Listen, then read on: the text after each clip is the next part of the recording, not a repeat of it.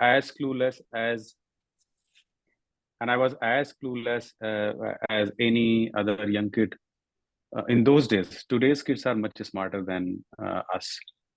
What we used to be in those days, because today's kids are having access to so much information through internet and Google, and we were absolutely clueless about anything. So I wasn't very clear about my career. So I wanted, actually, if you want to know what I wanted actually to become, I wanted to do a PhD in mathematics, and I wanted eventually to become a teacher in a university. But I didn't do very well. So I could not get admission into MSc mathematics, and I got MSc physics, which I hated. So I left that. And I was preparing for different competitive exams like any other kids do, because of the peer pressure and or because of the parents' pressure. But I always wanted to become a teacher. I never thought I'll be landing up in sales. So one of my colleague, not colleague, one of my classmate sorry, before I move further, I did MA in English literature without any agenda of pursuing that subject. I did it because I did not get maths. I got physics, which I rejected. So I said, okay, let me remain a student. So I just went into university. And then somebody told me in my classmate, because he was having some sabbatical or medical leaves, and he was a sales rep in one of the pharmaceuticals. So he told me this is a prospective career. But I wasn't very serious about it. But somehow, because of his advice, I started finding different options. So I landed up in Glaxo in 1999. So 99 actually started my career, and as a sales rep in Glaxo. And then I moved to devices in 2005 or 6. I don't remember exactly, but that was the time I moved into cardiology with Boston Scientific. And since then, I'm into devices. So 99 till 2005, I was in pharma. And from 2005 onwards till today, I'm in devices. So that's all about me. So currently, I'm working with CONMED. Correct. Thank you so much, Vishal, for this introduction. It really was nice to know that we both have some similarities starting from our first organization. I started with GSK or Glaxo at that time. So I very well correlate the journey that you had. So now let's move ahead and let's talk something. The topic that we have chosen today is how to manage your manager. I think a lot of people, they messaged me in between. They had some questions. So I have kind of gathered some thoughts together. And in our career, in our work life, we all understand that how managers play a very important role in our growth, in our development. And today I would say that even I am wherever I am and you are where you are, could be some managers, some bosses have played a significant role in shaping us. And at the same time, we see that there are a lot of managers who are highly demanding. They really look up to you. And there are some managers, when you need their help, they are nowhere near. And also there are times that when you want to progress in your career, you don't get along with managers, and these are some difficult times. So and also one more thing I also want to highlight has been said, read, and mentioned 100 times, that you don't leave your companies, you leave your bosses. So first thing I want to start asking you on this topic is, can you really manage your manager? Just a thought that I want to ask you, that how it really works in the real world. Okay, so I will answer this question a little differently. So there are two kinds of managers we all have heard. So there are certain managers who are actually leaders, and there are certain managers who are just a manager. Okay, so if you are lucky, and despite you being the one of the worst reportee, if you land up under a leader, he will manage you. But the problem comes when your manager is not a leader. Then you will have to make some effort to remain at ease with him throughout your journey in that organization. Now, you started this question by asking, can you really manage your manager? My answer is no, you cannot. And I'll tell you why. So simple analogy I'll give. So when we were growing, you and me both are males. And when we were growing, when we become like 18 and 19 years old, the biggest enemy that we feel in the house is our father, right? Because he manages the house, right? And then there is a clash of ideas. What he wants you to do, you don't want to do. What you want to do, he doesn't like. And that exactly happens in corporate life. So while growing, my father used to always say to me that, you will start respecting your father when you once become a father. So when I was a sales rep or when I was a reportee, I always thought that my managers are not very great. But when I became a manager, I realized that managers are also supplied from the same talent pool or the human resource from where you have come as a reportee. So it's all about the managing the communication between two different individuals. I think that is something which is very important, that communicating with each other is the best thing. Instead of managing the manager, I always believe you need to start managing yourself vis-a-vis the expectation from the organization for which you are working. So different organizations have different culture. Different managers have different expectations. So you can never manage your manager. You can manage yourself to mold yourself into that bracket of expectations that he has from you. He has a different expectation. You want to deliver something very different. You have a different aspiration, but the manager doesn't feel you are very talented, right? And then there is a mismatch of expectation with each other. So I think instead of trying to manage the manager, understand what are the expectations that he is carrying. Because please understand, he works for the same organization. He is managing not just you, he's managing maybe 5, 6 more people. You don't know what kind of grind he's going through from morning till evening. You may be talking to him when he's actually not in a right frame of mind, right? So please understand, the kind of expectation you have from your manager might be having a similar kind of communication gap or expectation with his manager, because there is a chain. So what I realized maybe through a tough time which I had with my few of my managers, that instead of trying to manage the manager, let us try to manage ourselves. I think that's the easier way, because you know yourself better. If you understand yourself better, because nobody knows you better than yourself. So and easy to manage yourself as compared to easy somebody else. So if you manage yourself better, I think your 90% job is done. And then 10% is the fine tuning the manager, which is easier rather than doing 90% on him and 10% on yourself, which you can never achieve.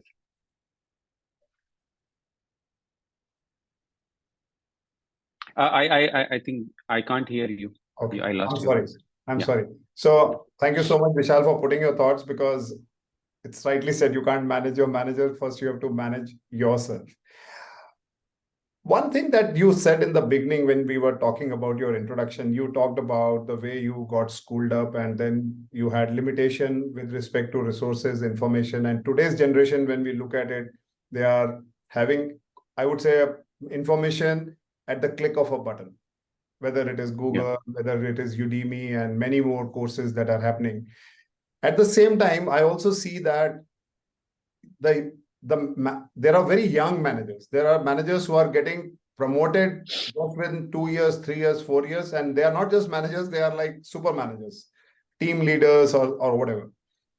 But I also see that the importance of manager is also going down in the eyes of these young generation or young leaders who are getting, because they feel that they know better than their managers. So I want Yes. you to give me some thoughts on this, and for the audience and some younger people who are watching this, that what is the actual importance and role of a manager that plays a crucial part in the development of people? Okay. So the role of the manager is to manage people to deliver result.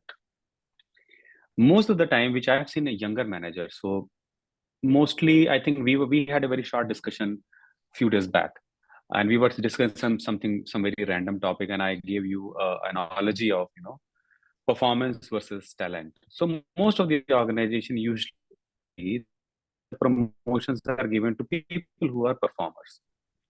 Now, say 99% of the times. So they perform one role. Like, for example, today I am performing in this current capacity, and my skills are actually correctly fitting into this role, and I'm performing in this role. Tomorrow I am promoted to something else because I am performing in this role without realizing that I may not be having required skills for my next role. So I'm not prepared. I'm not groomed by the organization, because organization do not have time today's time. It's a cutthroat competition. So what they need, everybody needs a very ready-made solution which is encapsulated, and you have to just give it to somebody. Today you are a sales rep, tomorrow you are a manager. Now manage the team, right?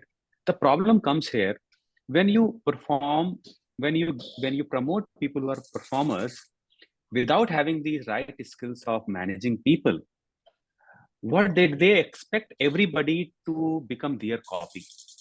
Most of the managers do that mistake, that they want to tell people that be like me, what I used to be. And they tell the story. You must have seen many managers, they tell their stories. When I was a sales rep, I used to do that, I used to do this, right? They will tell their success stories, and they will ensure that everybody becomes their carbon copy, which is not possible. You have 5 people, most of the organization have a span of 5 to 6, right? Report is to one manager. Now these 5-6 people are having different capability. Together they can be a very formidable team, but they cannot be just a carbon copy of their managers. And this is exactly I have seen in my teams, where managers are trying to only appreciate the performers, not people who are underperformer. Managers usually try to hire people who are having the exact same experience from the competition, so that they don't need to spend an hour with them. So today they are given an offer letter, and tomorrow they start performing. Now this is the typical sign of a manager, which actually spoils the whole organization's name. And this is why such managers you will see will have very high attrition rate.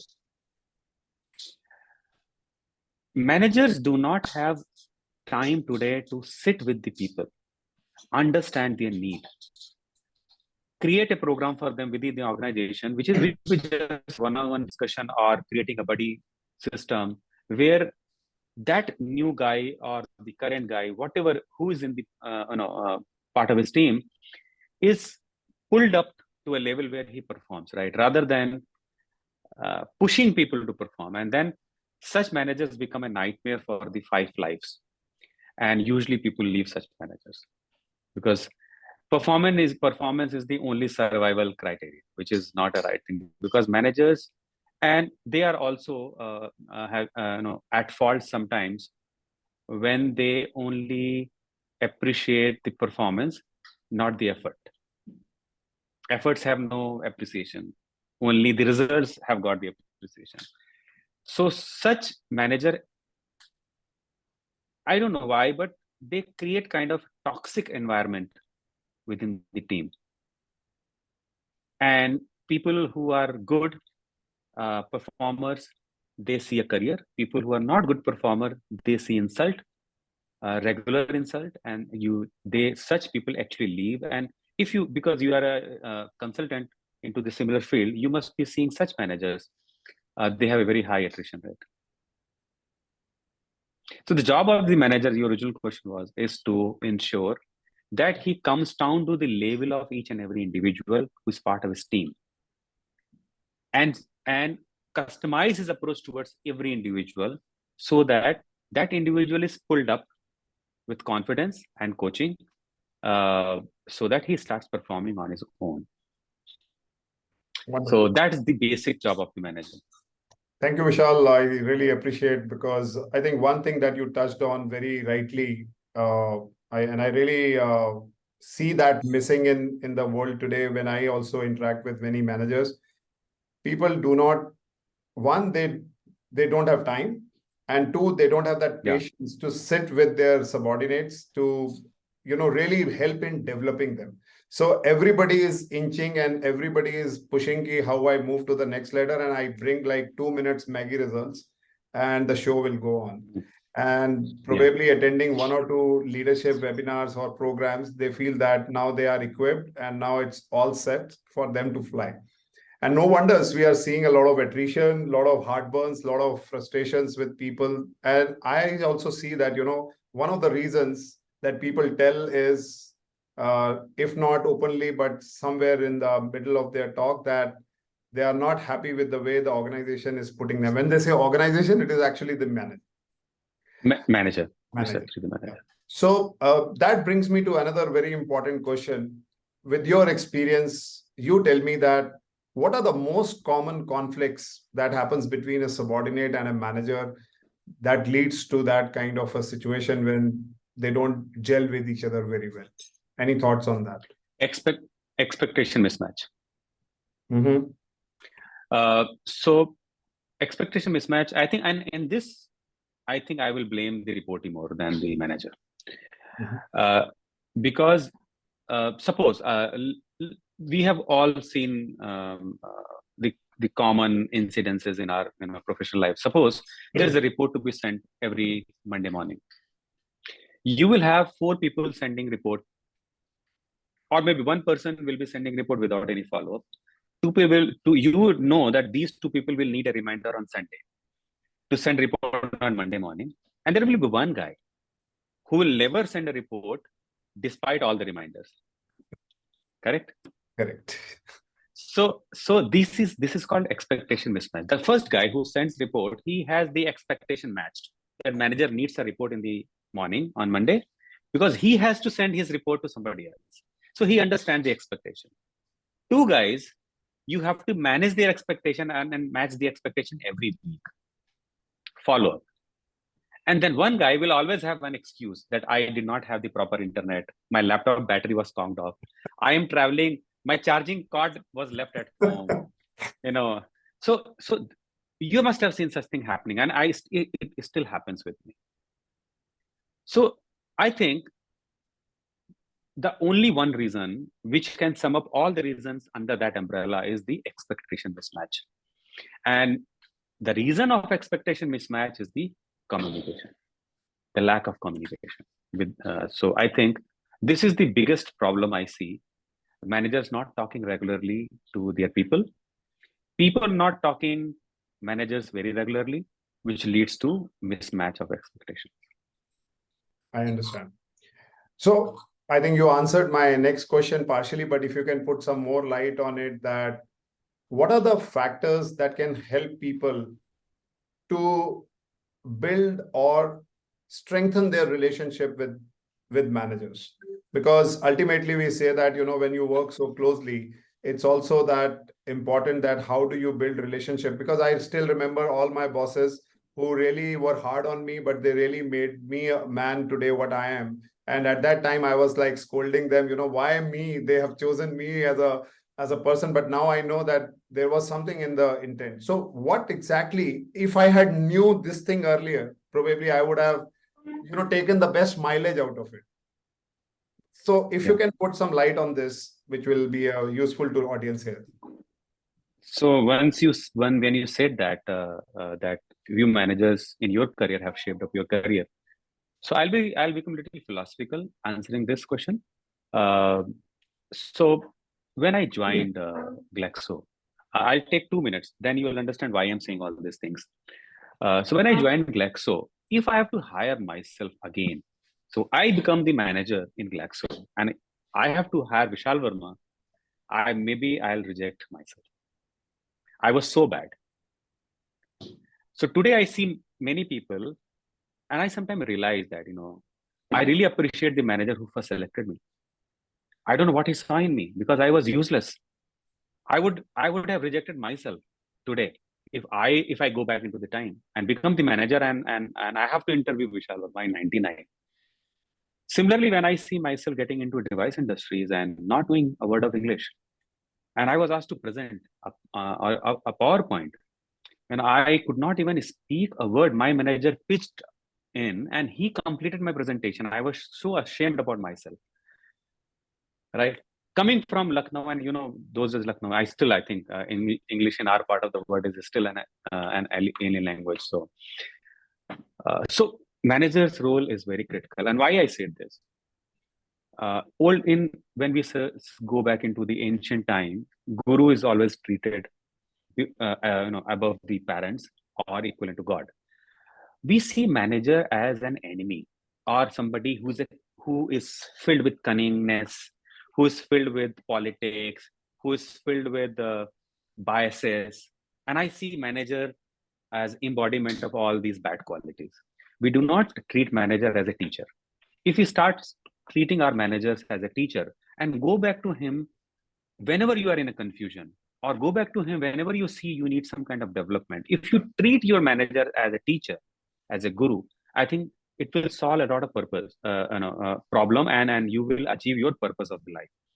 So I did that, you did that in your earlier stages, and I think whatever I am today, I have a lot of gratitude to my managers. Few manager I can really feel, whenever I'm talking right now, and I can visualize them, that they have really shaped my career.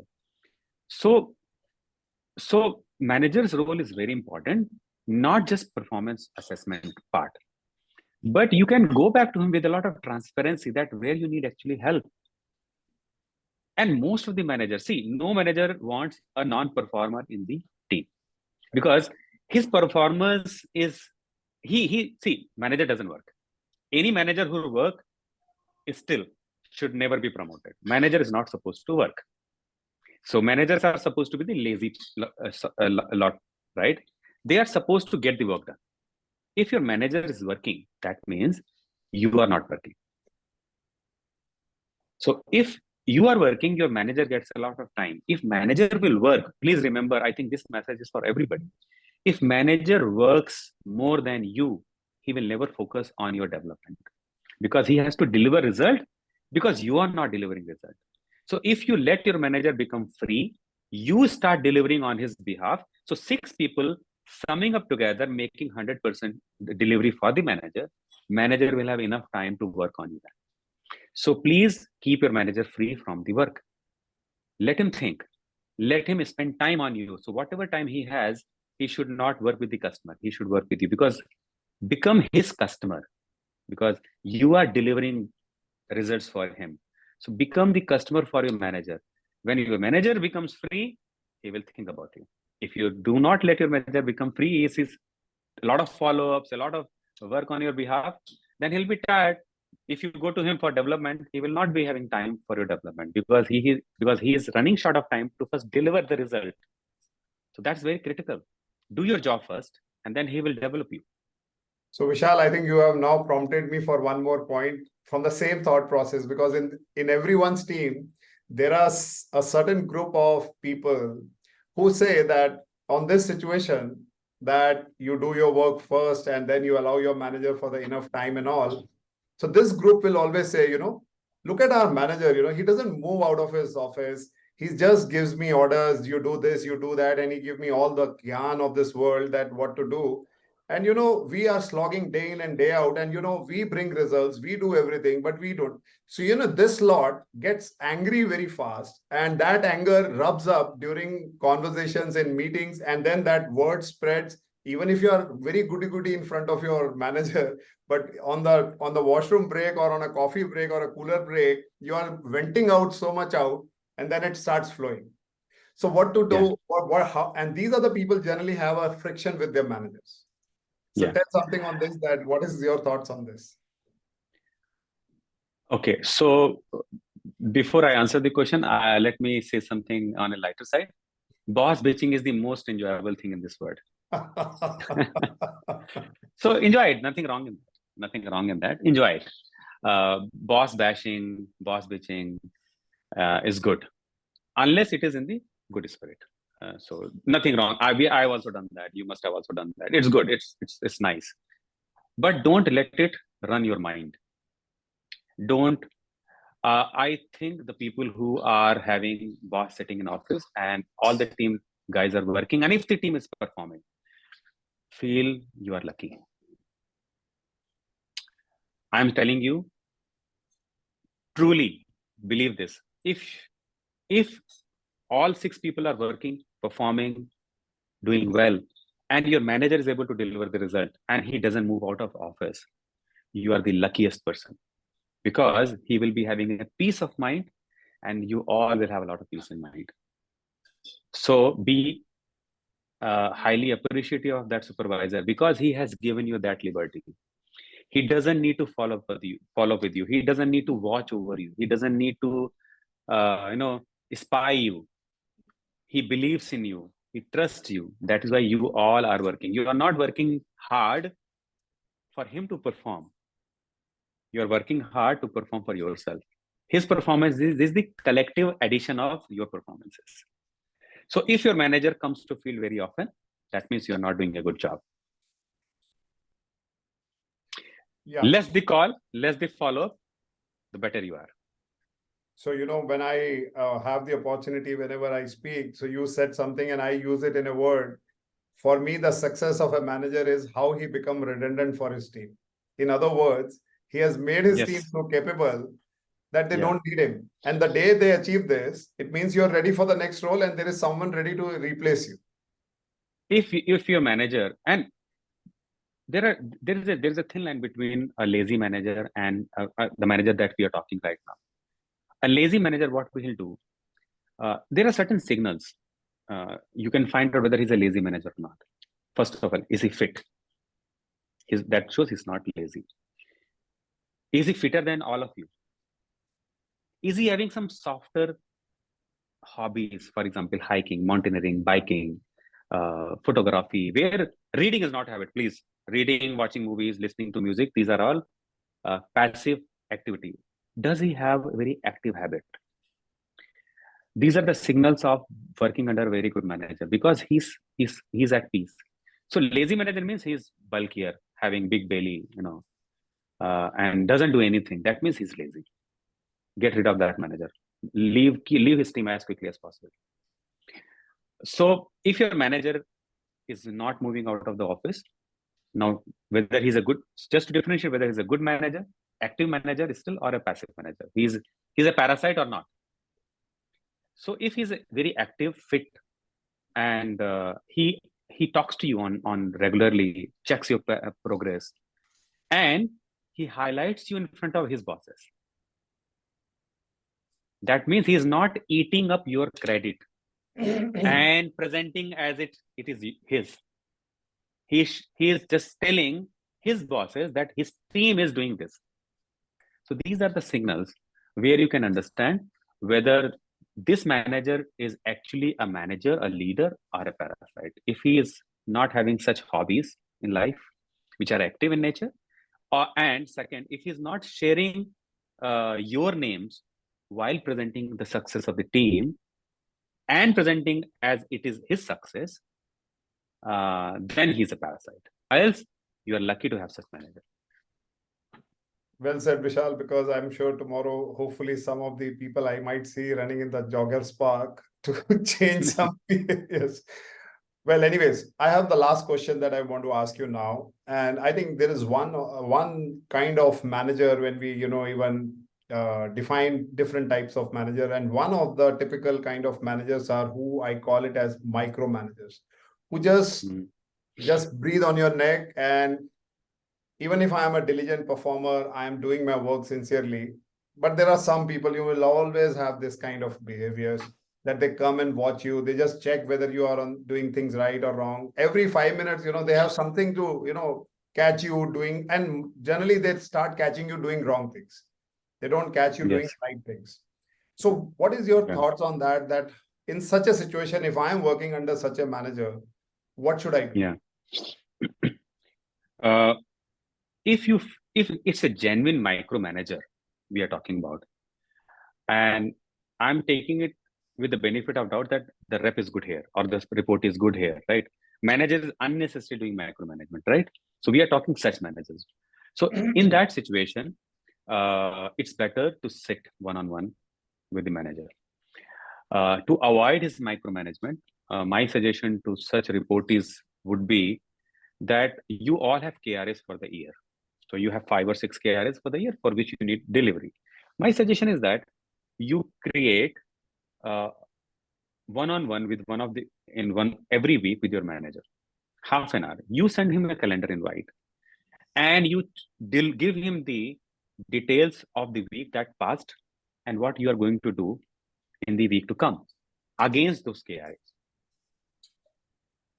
So suppose you said that I need to deliver X revenue for the year. Now the X revenue is divided into 4 quarters. Then every quarter is divided into every 3 months. And every month is divided into every week, like 4 weeks. So you can tell him that this week I have done this much revenue. This much is next week I'm going to do this much revenue. And then similarly for other KRA, which are softer in nature, that I need to do this, I need to send this report on time, I need to meet this deadline, I need to meet so many customers or so many conversions, whatever could be the KRA. By just divide those KRA into 52 weeks.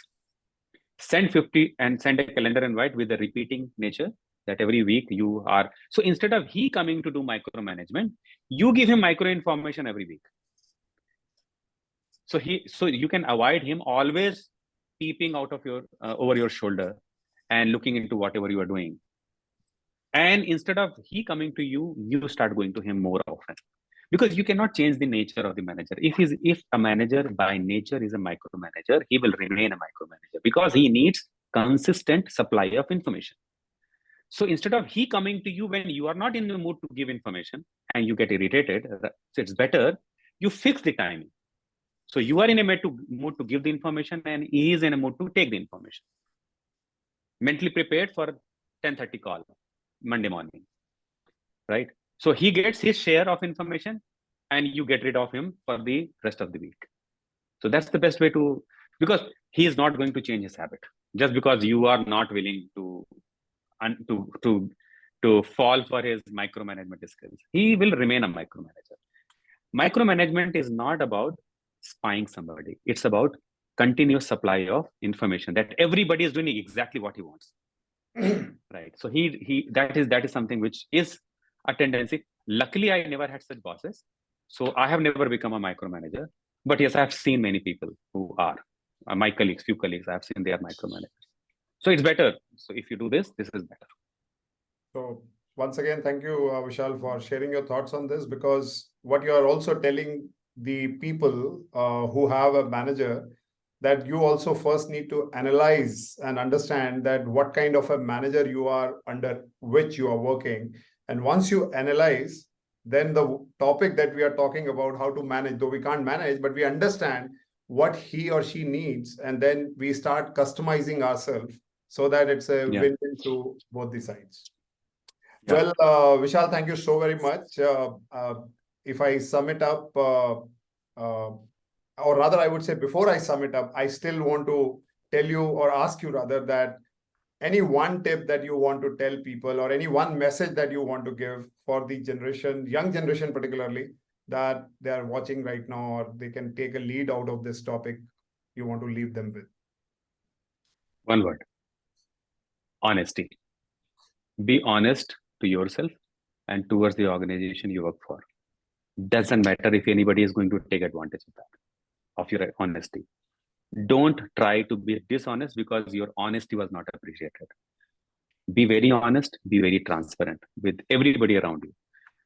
People will take advantage of this and you will feel that, I am honest and nobody is appreciating it. That doesn't matter. That is their problem. You remain honest. Fantastic. Fantastic. Thank you so much, Vishal. I really appreciate your thoughts, your time. And as you said again in the beginning that you wanted to be a teacher, and no wonder the way you have responded and you have shared your thoughts, it has made me, and I'm sure to the audience, look so easy to interpret. Because many a times when you have a good teacher, you make the subject easy and simple. So I feel that yes, a leader is equivalent to a good teacher, or a good teacher is equivalent to a good leader. Yeah. I think what I mentioned, I will just repeat if you allow me for a minute. Yes, please. That do not treat your manager as a demon. Please understand, he comes from the same society. He has to run the organization. Organization means the set of five people and deliver result for the bigger organization. He has to run his family also. He is working for his family. So whatever your needs are for the job, he has the similar needs for the job. Don't treat him as a demon. Try to be friendly with him and try to treat him as a teacher where you can go discuss things and find the solution. Here, I think every manager would be very happy to have such reporting. Wonderful. So once again, Vishal, thank you very much. And if we get any question from the audience post the publishing, once we publish this video, I will definitely pass it on to you and you can share your responses on that. So Definitely, anytime. Thank you, Arun, for this opportunity. Thank you so much. Nice talking to you. Thank you very much. Same here.